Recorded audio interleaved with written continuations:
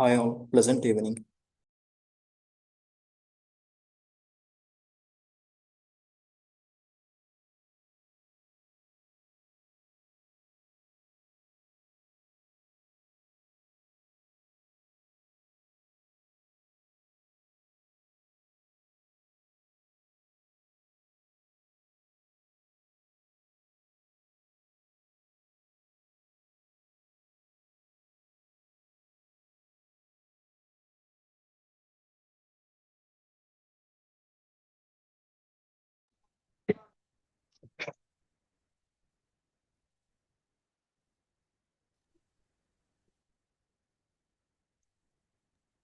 Pleasant evening, one and all.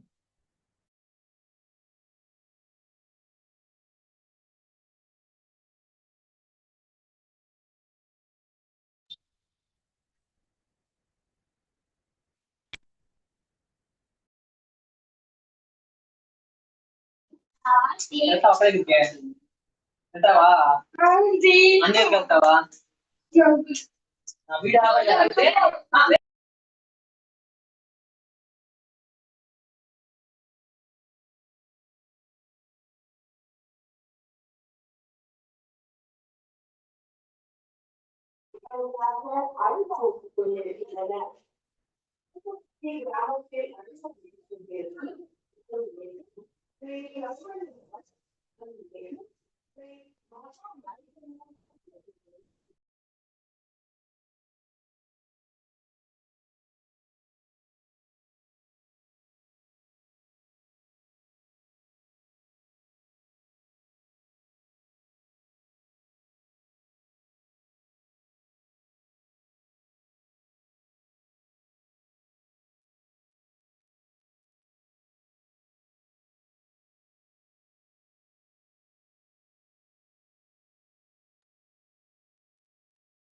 Hi all, pleasant evening.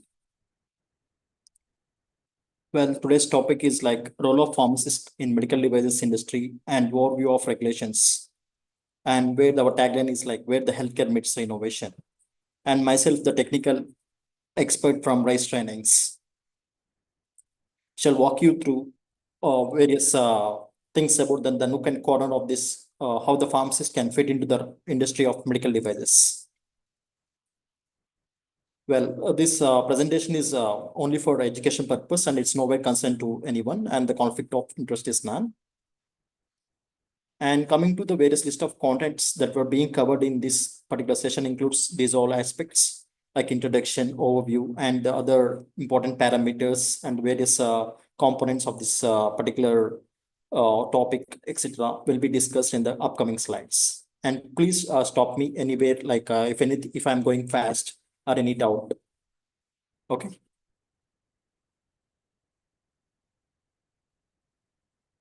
And these were the various list of acronyms that were being used in this particular presentation. Like what is AMDD, like Active Implantable Medical Device Directive, CE Conformity European, CER Clinical Evaluation Report. Likewise, these are all the different acronyms that were being used in this particular presentation.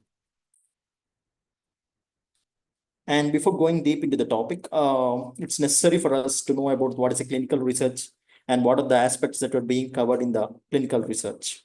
For example, as per the National Institute of Health, the research that is involved, uh, especially on the human subjects, is known as clinical trials or the clinical research. And the different types of clinical research includes the patient-oriented research, epidemiological studies type of research, and outcome studies, health economics, outcome studies, those studies. And these particular type of studies were being conducted to analyze what's the pathological condition that is being affected by the patient or the subject and understanding of the clinical condition, then developing the method that shall improve or validate the diagnostic purpose or for the treatment purpose of the particular condition. Likewise, it also helps in decreasing the pain and the cause of illness or injury can be studied in these particular clinical research studies. And as this particular topic is related to medical devices, here I would like to compare between both the how the different phases for the medical device and the drugs goes on. This is a brief regarding that. For example, coming to medical devices, it was the initial first phase is like is a device discovery and risk analysis. That's the development of prototype. And after this particular thing involves initial design, development plan, risk benefit analysis, and RMP, that is the risk management plan. And after the successful completion of this particular step phase, it will be entering into the second step, that is formulation, concept, and feasibility studies. Here, the design would be redefined if anything, any challenge was identified. And after this particular this step, it will be moved into the next phase of design and development, which also includes the step of verification and validation as well.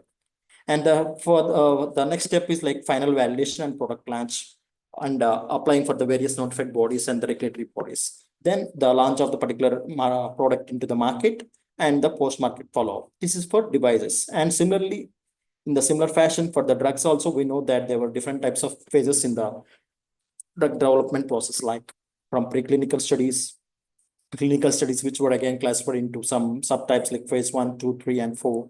And phase 4 is exclusively relating to the pharmacovigilance. And phase 1A sometimes is subdivided into 1A, 1B, 2 is 2A, 2B, likewise, basing upon the study plan and the study design. So this is the basic understanding how this particular device or drug comes into the market.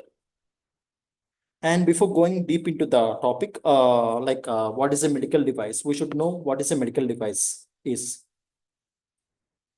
For example, we see in this picture that these are different types of implantable medical devices like deep brain stimulators, cochlear implants, pacemakers, insulin pumps, likewise the gastric stimulators, foot drop implants, etc.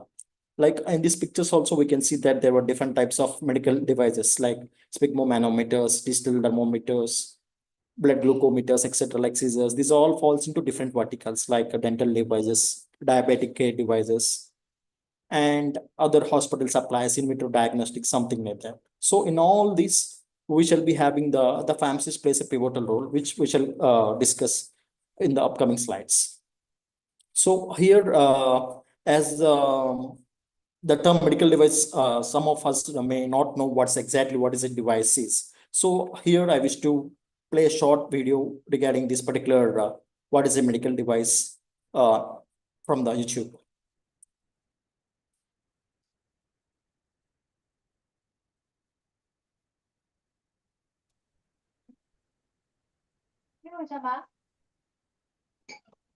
Yeah.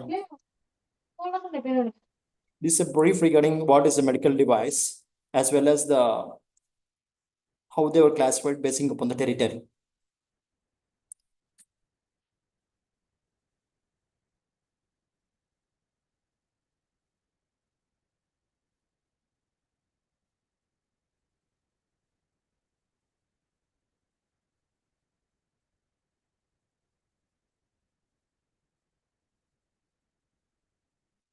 So what a medical device is a particular apparatus or a test which is helpful for the diagnosis, treatment, and prevention of the disease condition.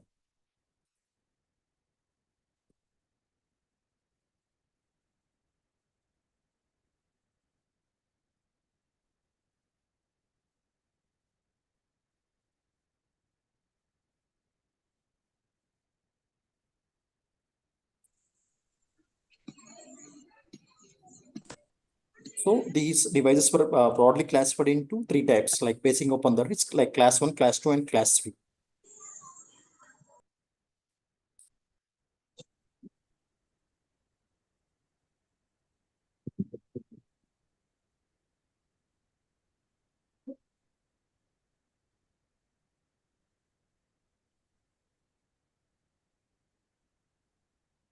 So basing upon the classification of that particular device, for example, for US, the regulatory body is FDA, Food and Drug Administration. I think we're also aware that for the drugs as well, FDA regulates the drugs as well in United States. So for that, basing upon the type of class of the device, it would be different types of application would be filed.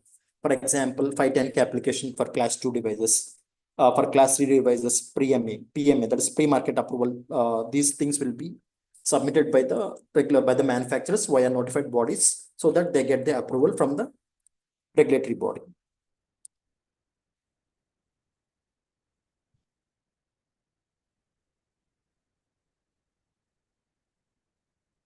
Yeah, this is the thing which I am discussing, like 510K approval, PMA approval, basing upon the classification, like class 1, class 2, class 3. These paths will be different.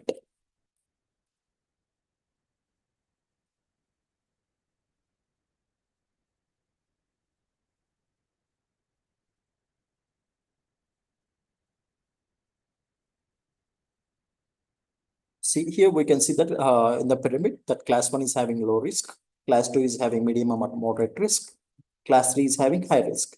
So basing upon this, the requirements will be changing. And as an technical writer or a regulatory writer involved in this particular filing process, they need to clearly understand what are the different classes that the medical device is being classified.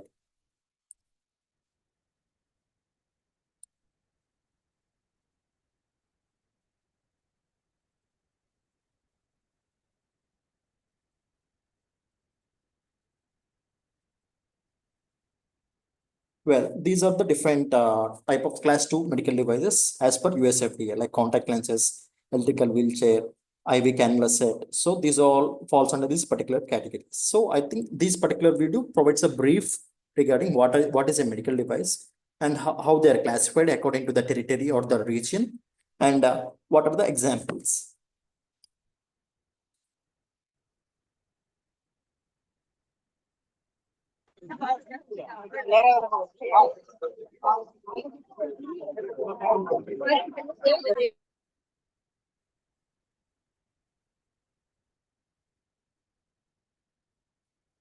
So this is the brief regarding that particular medical devices. What is a medical device? And these were the various definitions.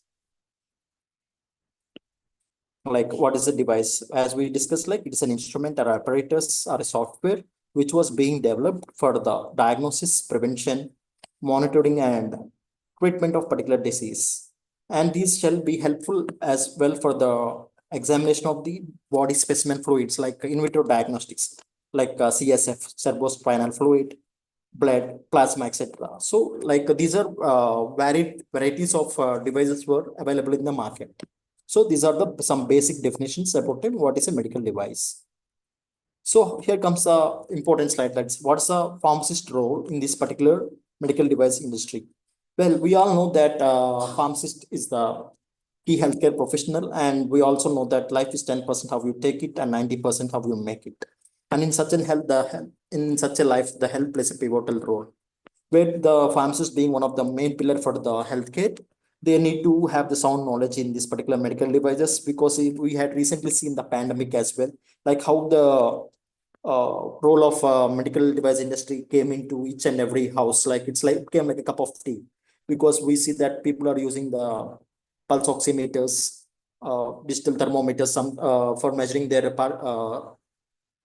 SpO2 levels, the body temperature during the time of pandemic, in the time of corona. So here there comes the role of the pharmacist in the medical device industry as well, because as they have the sound knowledge of the drugs. In the similar fashion, from prescription to dietary supplements, pharmacists are involved in the process that was related to the pharmacist. With the help of the physician, acts like a bridge. As we know that the pharmacist act as a bridge between the physician and the patient.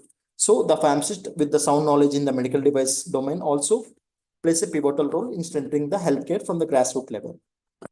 And we all know that as the pharmacist have the unique skill set to manage the medication, they need to deliver the technical language to the patients in the layman terms, so that they can better understand the how to use the particular device or a drug. For example, they need to properly guide them, like if any person is using a digital glucometer or any other device like digital thermometer, they need to educate the patient, like how they need to operate the particular device in monitoring the pathological condition.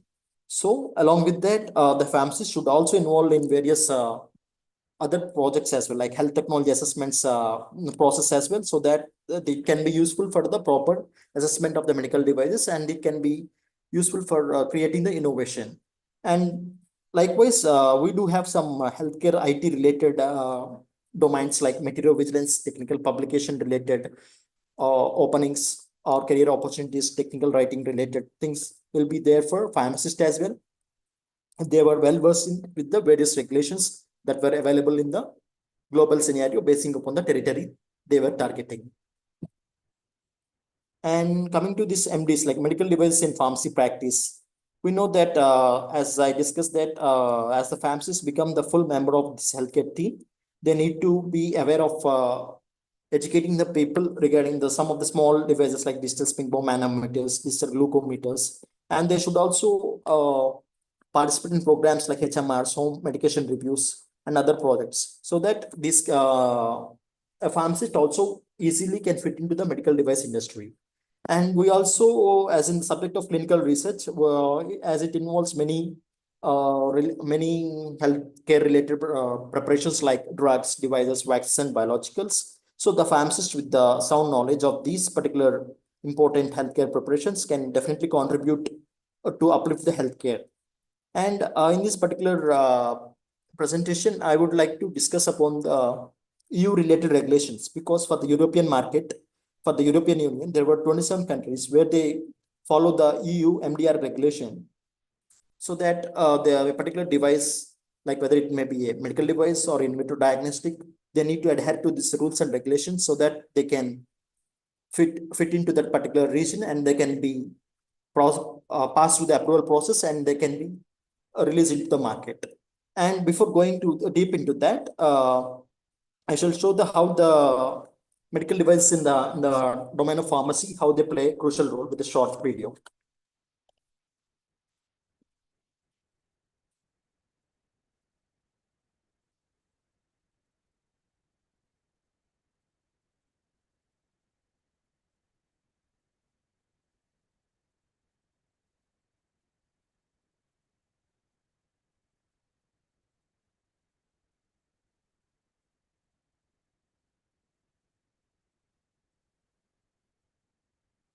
So the X-ray machine, which we commonly see in the hospital settings, like for the purpose of diagnosis of any chest-related pathological conditions. So the pharmacist should also be aware of that, how it works, or how what are the side effects or any adverse effects that were being caused by the X-rays during the process of diagnosis. So here comes the role of pharmacist, how they need to assess the causality assessment. How do we do in the pharmacovigilance as well?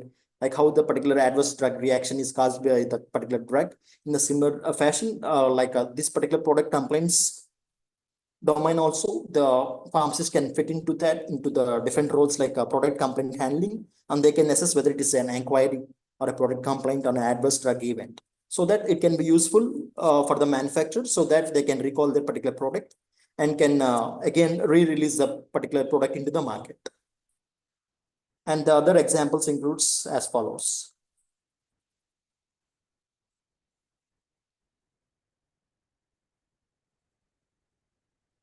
This is for breast cancer patients, as we know that from the mammogram images.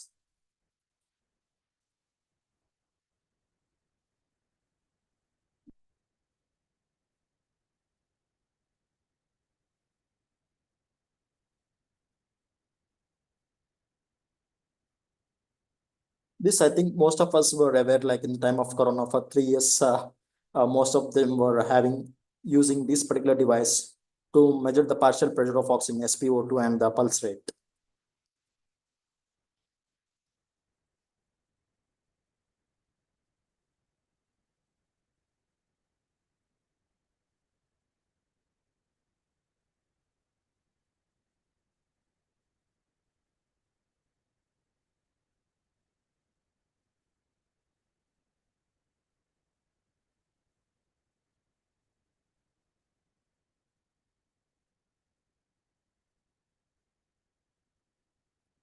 So these hammers also falls under the category of medical devices.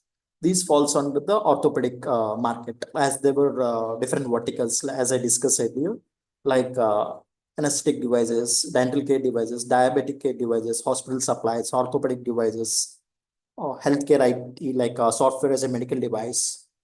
Likewise, there were many emerging things they were in this particular medical device as well, medical device industry, where the pharmacist can fit into that. So the knowledge of these particular medical devices can be useful for them to be the best among the rest.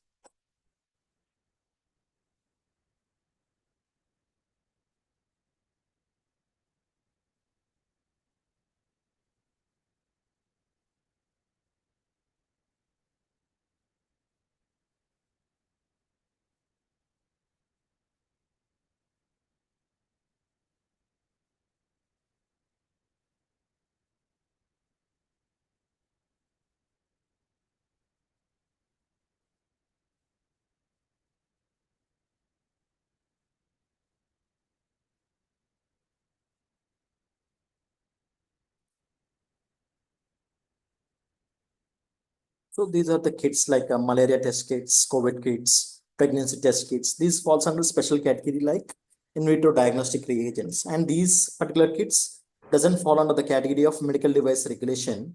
They fall under the other regulation like IVDR 2017-746 regulation.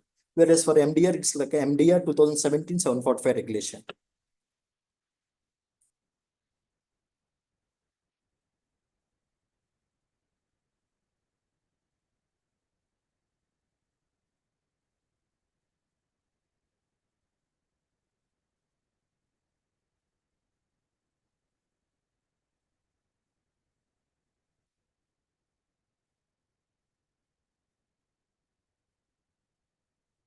So the test strips, which were used for the blood glucose meter, there also we use strips in the similar fashion for the urine test. Also, we do have the strips, which also falls on the category of medical devices. So this is a brief regarding how we, as a pharmacist, the healthcare profession, we come across different medical devices. Yeah, going back to this PPT. Think I'm clear, right, till now. Any doubt, please, you can unmute yourself or you can ping in the chat so that I can stop and say. Okay. Going forward. Yeah. We are going to discuss about this EU related regulations. That is EU MDR 2017-745 regulation. This is the regulation that need to be followed by the each and every manufacturer, especially if they wish to market their product in the European territory. And this particular regulation comprises of 10 chapters with 123 articles and 17 annexures.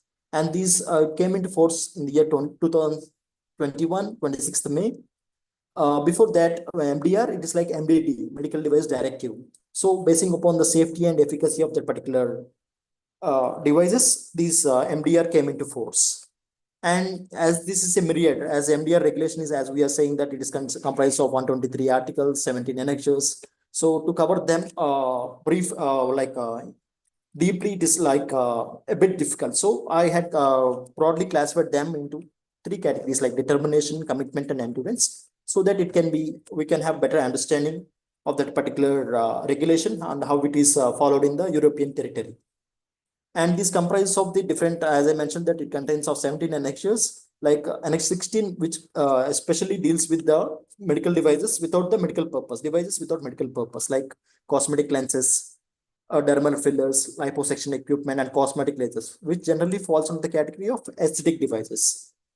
Okay. And the performance and safety for both the drugs and devices, it's an important parameter. So it shall also be evaluated for the devices as well, basing upon this regulation following the common specifications. And there were like Article 15, which deals with the regulatory person responsible for regulatory compliance. Here also we can have the job opportunity for the pharmacist as well. If they are certified regulatory compliance specialists, they can fit into these particular roles as well. The other upcoming various career opportunities, which we shall discuss.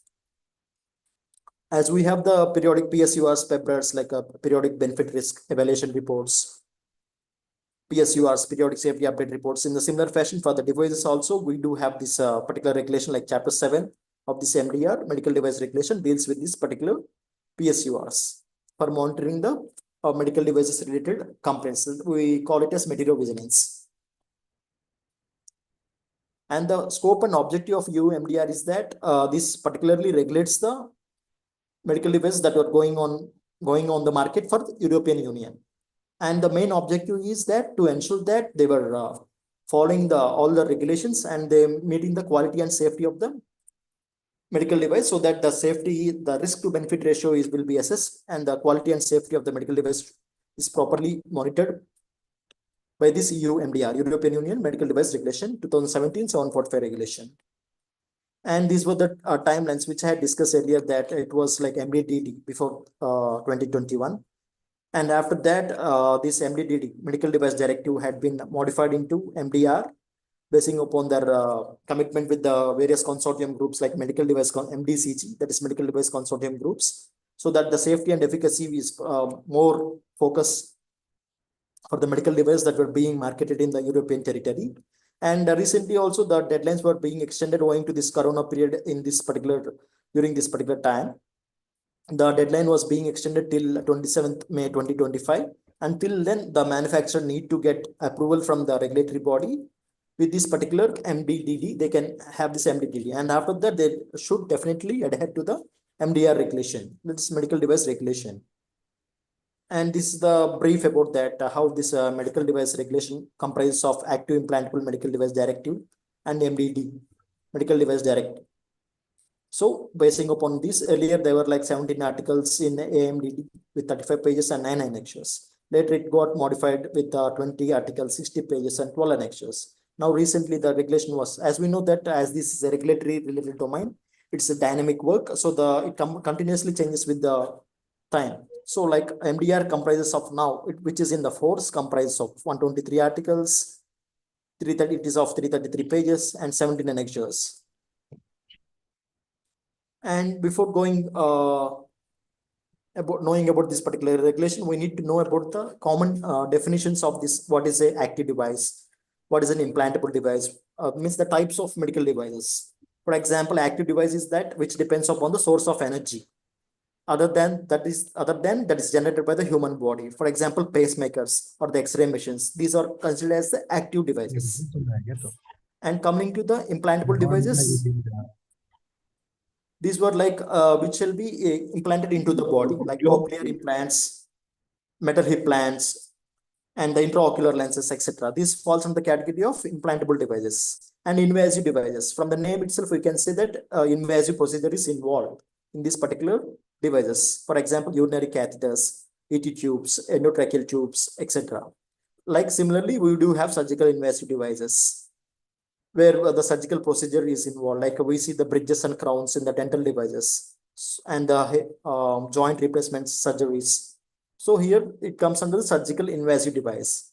Next, coming to the other types of devices like falsified devices, which they meet with these particular devices will be not meeting the quality standards and they consider as the falsified. And label is nothing but we do prepare the labels, right, for the preparation which we make in our laboratory, like in our labs, like Sudix lab, Aeronails lab. We do have the labels. In the similar fashion, there are the labels for devices as well, like a printed or graphic information. Like there would be different labels like carton labels, vial labels, shipper label, something like that, where we commonly say it as an artwork. In that artwork management also, there are some job opportunities where pharmacists can compete for that as well. And coming to the instruction for use, these are nothing but the package insets, where we can say that these instruction for use. Here also, the pharmacist can fit into the role of technical writers. They can draft this particular instruction for use for both the drugs and devices, and they can contribute for the society with their technical skill set and with their domain knowledge of this particular pharmacy, so that it can be, as we know, that instruction for use contains the nook and corner of that particular device or a drug, how to use it, how to store it. Like this shall be useful. And coming to the other important definitions, each and every device has a unique number, which we call it as unique device identifier.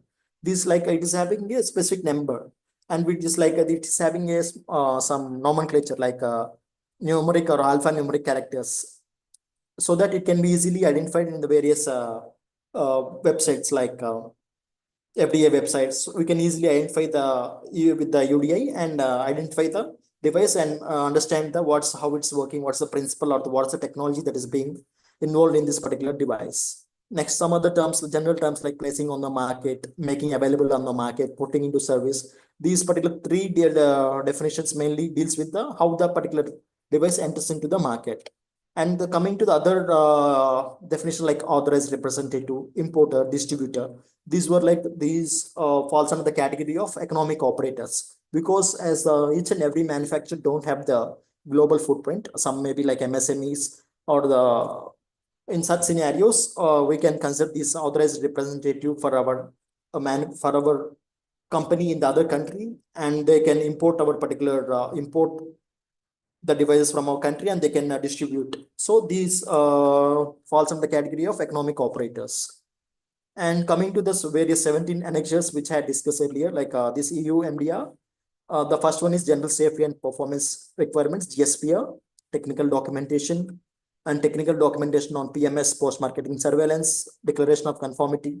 So these four generally in most of the industries, healthcare industries, they focus upon these activities as well. Service-based industries, um, they work on these particular annexures, and sometimes some other companies also work on the different annexures, so that the final target is to launch a particular device into the market, meeting all the regulatory requirements and following the ISO 13485 regulation and following the ISO 1497 regulation for risk management, etc. And the seventh annex deals with the notified bodies, because before applying for the regulatory body, a notified body will be set up by the manufacturer, so that they can perform the gap analysis and they can assist them in doing the remediation activities, and they can get the approval easily. And there are some approved notified bodies who shall be available across the globe, so that they can get allow for getting the approval from the particular global territory, like for example, for the European market or for the US market, etc. And the next side deals with the classification rules. Likewise, similarly, these are all the different annexures that were being covered in this EU MDR regulation. And here, this particular thing was highlighted, like this is, which I mentioned, like Annex 16, which the uh, devices without medical purpose are also included in this MDR, because soon it will be regulated as the common specification will be considered. And after 2025, as I mentioned the timelines earlier, like how it is going to be changed, evaluated later on, so that these particular devices without the medical purpose can also fit into that MDR regulation. So this is the brief about the various annexures of the EU MDR. And common specification, or as I mentioned, that these were a set of standards which were being implemented by the MDCG, that's the Medical Device Consortium Group, where these were not harmonized standards. This basing upon this common specification only, that Annex 16 was came into picture. And on these common specifications shall be in compliance with the requirements of EU MDR. So basing upon this common specification, if they fit into this role of EU MDR, they shall be considered. And the use of common specification will be in especially in two circumstances, like to assess the clinical evaluation and risk management associated with the device, and also to perform the validation and verification studies, as well as risk management of the particular single-use devices. So here comes the importance of the common specifications. So these are the set of rules that were framed by this MDCG, Medical Device Coordination Group. And coming to the common specification, yes, that is common specification for reprocessable devices. As we know, that devices are single-use, multi-purpose use devices. Like we know that we can use single-use syringe, multiple, like these insulin injection, where it can be used multiple times. Likewise, in the device also, we do have the single-use devices and multiple purpose use devices. And these single-use devices is that they can be disposed of after the single usage. Whereas for the multiple reprocessable devices, they need to follow some guidelines, like they need to check the how the process is going on. They need to mitigate the risk, and the validation and verification process should be properly followed, and the sterilization cycles comprising of various steps adhering to the ISO regulation they need to perform, so that the contamination would be reduced and the patient safety is maintained, and the QMS ISO 13485 this also should be monitored, and the audit should be properly conducted. So these are the common specification for the reprocessable devices. So this is the ISO 17664, like ISO 17664 for the sterilization of medical devices, especially the reprocessable devices. They need to first sterilize it by pre-treatment at the point of use, cleaning or disinfecting or drying them with the proper sterilization procedures. So here we can see that pre-treatment at the point of use or preparation before cleaning. So by following all these steps like drying, packaging, storage, sterilizing, and transporting, these reprocessable devices can be properly utilized by following the common specification as mentioned in this UMDR, which are framed by the MDCG. And as we discussed in that video, like how these particular devices were classified into different categories, like low risk, high risk, like class 1, class 2, A, 2B, class 3, basing upon this. In the annex site, it was clearly mentioned that how these devices were being classified. Like class 1, it is having low risk. And this class 1 is again subdivided into three types, like M, S, and R. M is for measurement. S is for sterile, R is for reusable, and 2A, like medium risk, like example, blood pressure monitors, 2B, like ventilators, and some high risk also were involved in class 2B that were like implants, and class 3 is like joint replacement and pacemakers. So this is a brief about how the devices are classified basing upon the next 8, like class 1 to class 3, basing upon the risk category. And there were some challenges as well in this particular device classification because, for example, more implants are there in class 3. And the rules, as we know, as I discussed earlier, that as it is a dynamic and regulatory related stuff, so this can be easily getting modified basing upon the advances or the state of the art for a particular device or the particular in vitro diagnostic reagent. So these new rules will be coming to force as well, and the combination products like drug and device combination products, companion diagnostics. So these all comes into the picture. So the risk-based approach for classification of standalone software is like class 2A, 2B3. As we know, as I mentioned, like software as a medical device, like that is healthcare IT, which falls under the category of healthcare IT. Here also, the pharmacist can fit into the role of assessing the software as a medical device as well. And some devices will be reclassified basing upon their intended purpose. Like some will be directly coming in contact with the bloodstream or with the heart or CNS, central nervous system or circulatory system. So likewise, there are some challenges in device classification as well, which shall be assessed by this particular regulatory regulations of the CU MDR team, and it will be modified accordingly. And these were the classification rules for various types of devices like non-invasive devices, invasive devices, active devices, specific rules for 14 to 22 are like specific rules basing upon that particular specific medical device. For non-invasive device, they falls under the rules 1 to 4. For invasive devices, they fall under category of rule 5 to 8. Active devices is rule 9 to 13. So the key changes in the MDR, as I mentioned that as it is, we are migrating from MDDD to MDR. This MDR is, I mentioned that it is a 333-page long document. It is 4 times longer and contains 5 more annexes than MDDD, Medical Device Directive. And the safety, the word safety is also increased. It was used many times in 290 times in the MDR, whereas in MDD it is used for 40 times only. And coming to this other things like rationalized and recertification updation. Likewise, all these particular parameters are the key changes that were seen in this MDR compared to the MDDD. And the report generation and the revis code process and reclassification, notified body oversight, and the QA and the QMS like ISO 13485, and the how to report the serious and adverse like death or serious deterioration in the health. Likewise, these are like it's a myriad, like as I mentioned, like it's a document like how it got updated from MDDD, AMDD to MDDD, MDD to MDR. So these were the some basic changes in the MDR regulation. The main rationale behind this particular change in this particular regulations was that to maintain the safety and efficacy of that particular device and see that the risk to benefit ratio is maintained for the patients. So this is the core part of this particular presentation as well, like how this particular EU MDR regulation can be broadly classified into 3 types. As I mentioned, the determination, commitment, and endurance. And the determination includes the classification rules and conformity assessment, and the specific procedures and the common specifications, and the products without medical purpose in the scope of MDR, which falls under the category of CS will be taking care of this particular devices without medical purpose. And training 2. This includes the various other things like economic operators like manufacturers, authorized representatives, importers. This falls under the category of economic operators, clinical evaluation studies. Like we do have the openings like clinical evaluation writers, where the pharmacist also can compete for that particular positions as well in these particular clinical evaluation studies, as well as the PMCF like post-marketing clinical follow-up studies as well, and PRCC responsible for technical regulatory compliance, technical documentation like technical writers. Like this shall also, we can also fit into these roles. And coming to the part 3, that is PMS, we know that as there are different types of surveillance like programs for drugs, it is pharmacovigilance, for devices, it is material vigilance, and coming to this particular fluids, it is hemovigilance. Likewise, there were different opportunities, and especially for this medical devices, we can have the job roles relating to this particular product complaints and the material vigilance.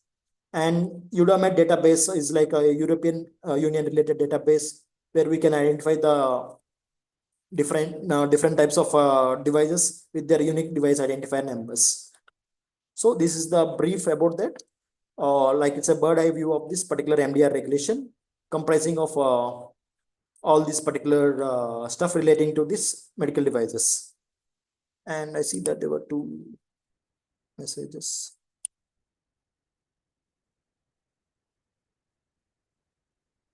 Okay. Hope the screen is visible now, right? Okay. Considering yes, and I am going forward.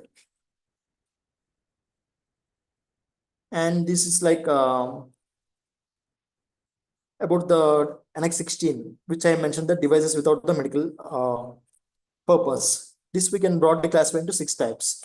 Like we can see that non-prescription colored contact lenses. These were not the medical devices because these were used for the aesthetic purpose or the beautifying purpose, and modifying implants like horn implants and the dermal fillers or body sculpting equipments, transcranial non-invasive stimulation procedures. Likewise, these are all like IPLs, intense pulse light for the body hair removal. So these all falls under the category of Annex 16, where they are the devices without medical purpose, but are covered under this particular Annex 16 of the EU MDR because they are under consideration for to be included completely into the MDR, basing upon the recommendation from the MDCG, Medical Device Coordination Group or Consortium Group. So this we can easily see that how they were compared with the normal medical device, cosmetic contact lens being compared with the contact lenses of devices with medical purpose, and fillers or the injectables. These were compared to the soft implants and the needles and cannulas, which were generally used for the aesthetic purpose. These are the cosmetic implants and lip threads. This all falls under the devices without medical purpose, whereas these are having the medical purpose role. In the similar fashion, we can see the medical laser and phototherapy devices, suction pumps, and ultrasound lipolysis, and other brain stimulation methods as well, which doesn't fall under the category of medical devices. So we need to assess how these particular devices are being impacted by the various manufacturers. For example, we can see that initially the manufacturer need to assess the which category it falls. Like it need to be hope this slides are changing, right? Can anyone confirm? Yes, sir. Okay, thank you. See one question. How to join medical device in pharma marketing? Okay. Okay, we shall discuss at the end. I think Vimalesh is asking this question. Okay, yeah. So we are in this particular. Sorry. Hope it's clear, right? I am continuing. Okay, for the manufacturer, I think that particular question can be answered here in this particular slide as well. Like how they can be pharma guys can be fit into these roles of marketing for this particular medical devices. They also need to get, for example, as compared to the pharma graduates, now at present the market is they were saying for the not for the freshers as well. They are saying for some experienced people in the marketing side. If you're having some experience into the particular devices or drugs, they can be considered. And biomedical people are having some extra edge over these particular pharmacy graduates as per the job requirements, but not completely it's zero. The people manufacturers or the recruiters are also considering the pharma profiles as well.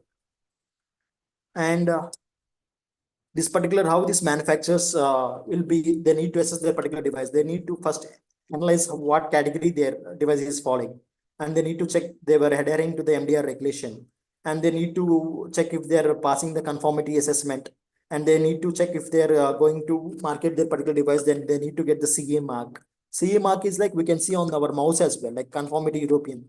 So each and every device that is being marketed in the European territory shall be having the CA mark. And after that, they need to get their device with the UDI, unique device identifier, so that it can be easily identified in the UDAMED database. Then with the help of the notified bodies, they need to file for the regulatory approval. Then finally, it will be CA marked and can be put into the market. and service as well, anywhere in Europe as well. And after the Brexit, UK guidelines were changed. Earlier, they were like following the EU MDR regulation, but after the Brexit, they were following the UKCA regulation, like United Kingdom Conformity Assessment regulation. They are following. So these were the main things that is being followed by the manufacturers for the getting the approval of the medical device, and how these particular devices have the impact on the end users, that is the patients or the consumers. They need to ensure that the device is having the CE mark with the basic UDI number, and if they experience any adverse event with the particular device, there will be like a low card scheme. Like we do have the different reporting system, like how do we do assessment in the pharmacovigilance, like a causality assessment with the Narrow scale, WHO scale. In the similar fashion, they do have this card system, like a low card system. So these can be reported as well.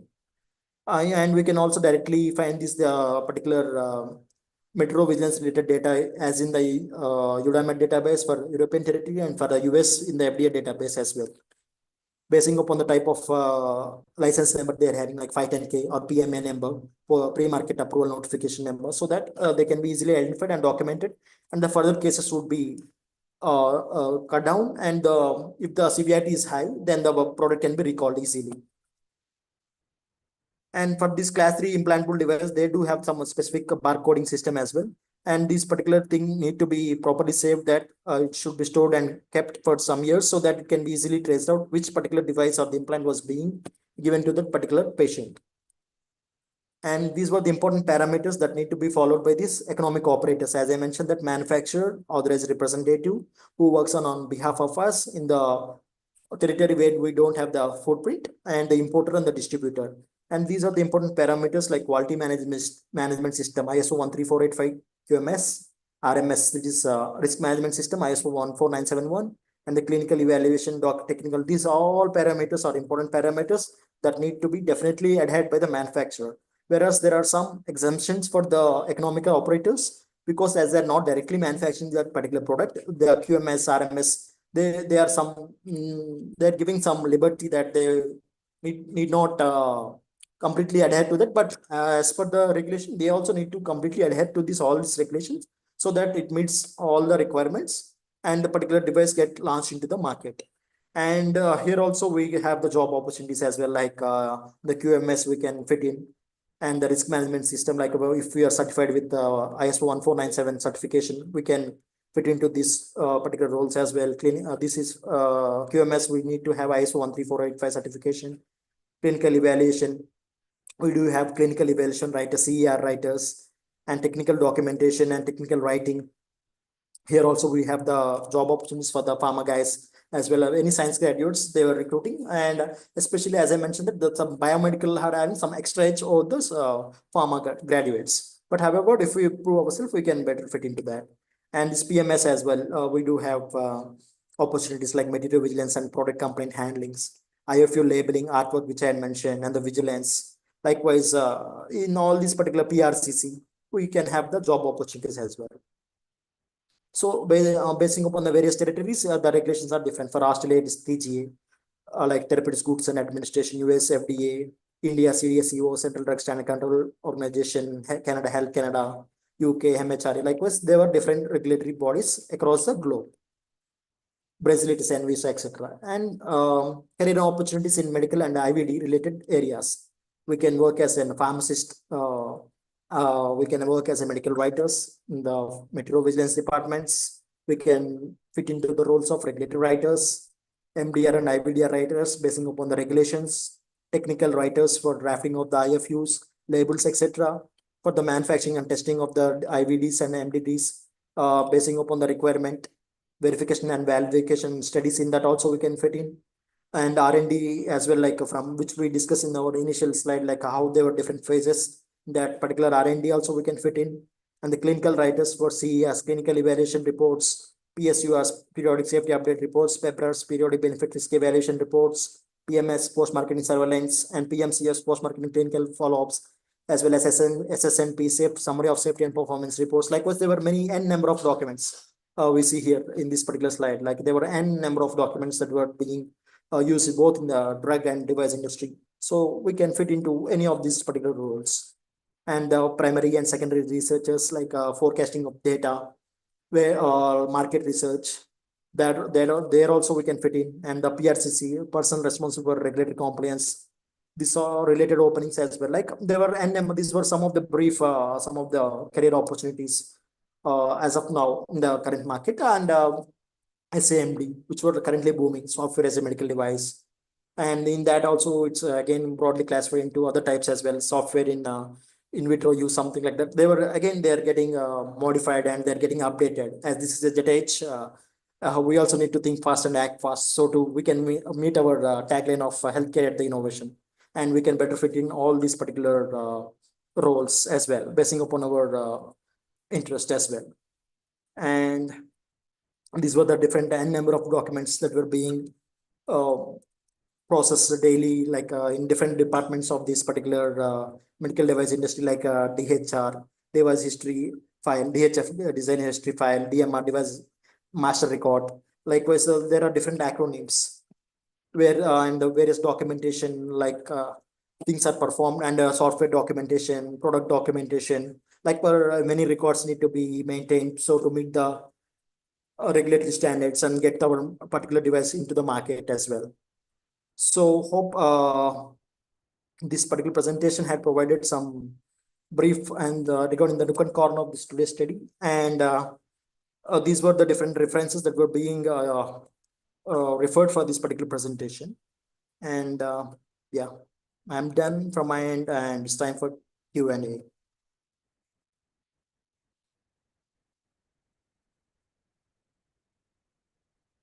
And I shall check in the chat if I have any questions to be answered. Okay. Thank you. Thank you so much, sir, for sharing your valuable information to our students. Okay, sir. Yeah. And now I'm going to show our placement data. Okay. Can I stop sharing the screen, sir? Yeah, yeah.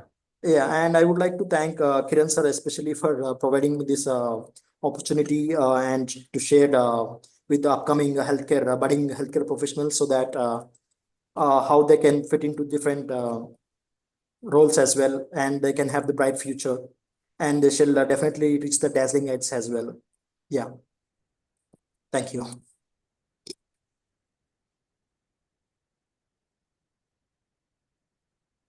Hello everyone. This is our placement. This is our RISE trainings. What is RISE trainings? RISE trainings is a fastest growing edutech and established in June 2018 by Kiran Kumar CH, and he has a 16 plus years in software development software. And we have two courses. One is a career launch program. This is mostly for freshers, and another one is a career growth program, and this is for experienced professionals. And I will show about our placement data. Nearly 300 students are got placement in the top MNCs like Accenture, Equia, Cognizant, and more. And this is all about BPharm students placement data.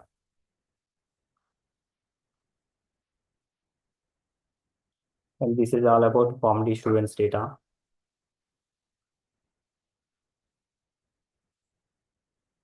And this is all about MPharm students data.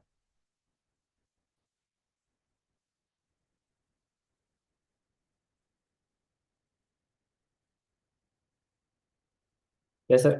If students, if you have any doubts and if you have any queries, please ask. Please mute yourself and ask.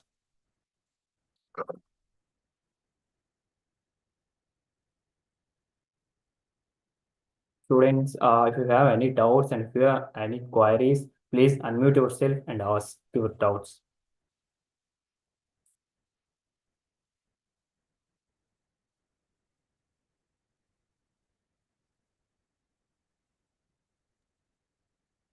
Sir, any license for medical devices? Yeah, Mushraf, for which country you are asking? I'm from Tamil Nadu. Okay. I have a question.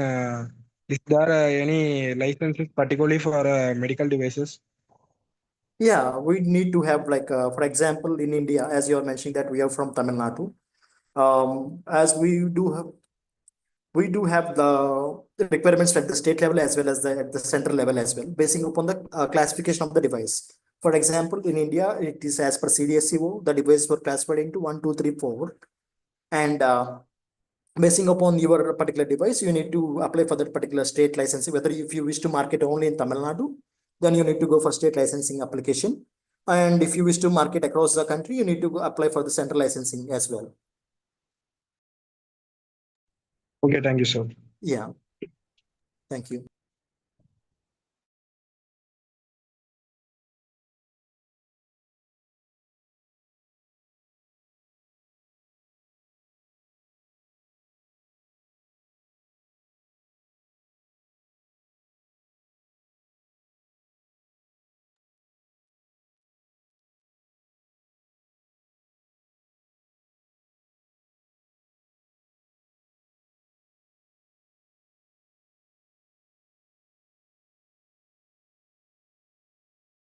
Vimlesh, I think I had answered your question. Is it okay, or else you need any explanation on that as well? How to join medical device in pharma marketing, right?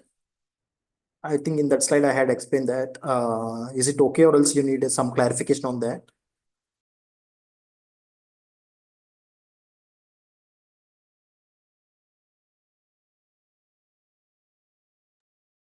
Guys, if you have any questions, please raise your hand, or else you can text in our chat.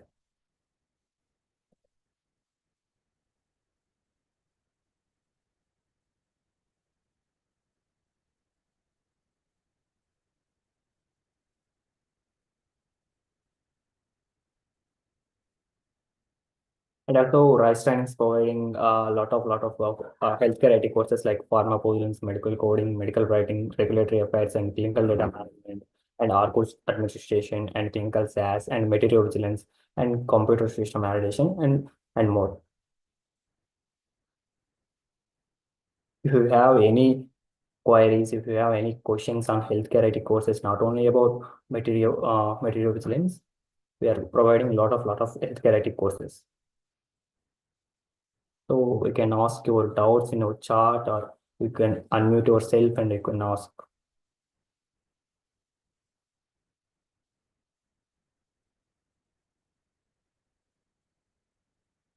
Okay, guys.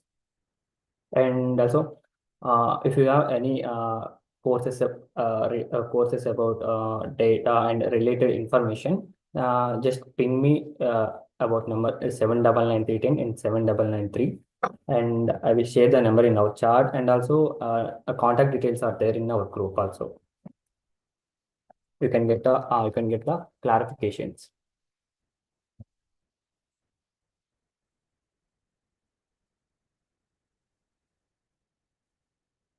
I have shared a number in our chat. Please message to that number, and you can get more information about that our courses and about courses fee and batches. And also new batches are started from March 3.